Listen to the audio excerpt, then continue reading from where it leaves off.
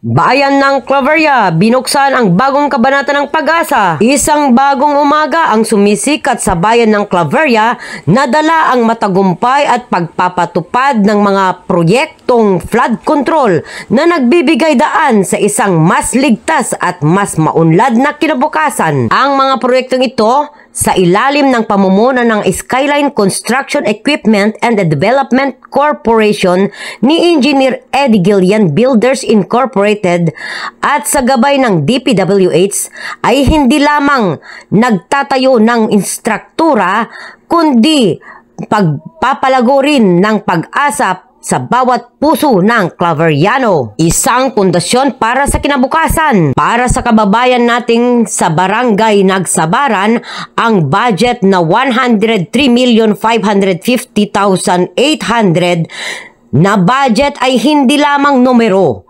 Ito ay simbolo ng kaligtasan, lalo na para sa mga magsasaka na umaasa sa kanilang mga palayan. Sa bawat sementong inilalagay, mas pinatatag ang kanilang depensa laban sa baha. Sa Barangay Tabugan at Barangay Kapanikyan, ang bawat 48,250,000 na inilaan ay nagpapatunay na ang gobyerno ay nakikinig sa inyong mga hinaing.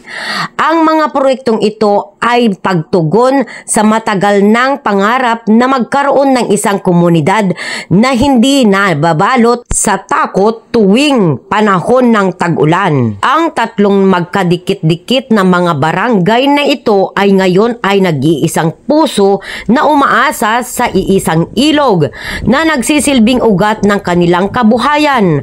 At ngayon, ang ilog na minsang nagdadala ng baha ay isa ng simbolo ng pag-asa dahil sa mga istrukturang nagproprotekta sa kanilang mga palayan. Pagbabago na ang ramdam ng lahat. Higit pa sa pagiging proteksyon, ang mga proyektong ito ay nagdudulot din ng malawakang pagbabago.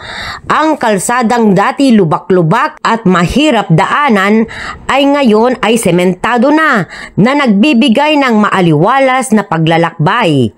Ito ay nagpapatunay na ang pag-unlad ay abot kamay na para sa bawat isa. Salamat sa mga pagsisikap na ito.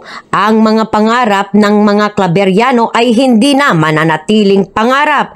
Ito ay nagiging inspirasyon upang patuloy na magsumikap at mabuo ang isang mas magandang bukas. Site ng dam dito sa may Barangay Nagsabaran to Tabugan. Ito po yung sinasabi nilang flood control. At kapapanamin po natin ang ating barangay captain dito sa Nagsabaran upang ating alamin kung anong magandang naidulot na po ng flood control dito sa kanilang barangay. Si barangay captain Clarence Palomares. Sir Cap, ano po ang masasabi nyo ngayon na tayo po ay nagkaroon ng irigasyon na dito sa inyong barangay, sir? Magandang umaga po, ma'am. Masasabi ko lang po, maraming bagay na naidulot natin flood control o mini-impound dito sa amin. Yung mga magsasaka, laking bagay po yun kasi di na sila mismo ang gumagawa ng patubig. Kusa nang pumapasok sa mga palayan namin.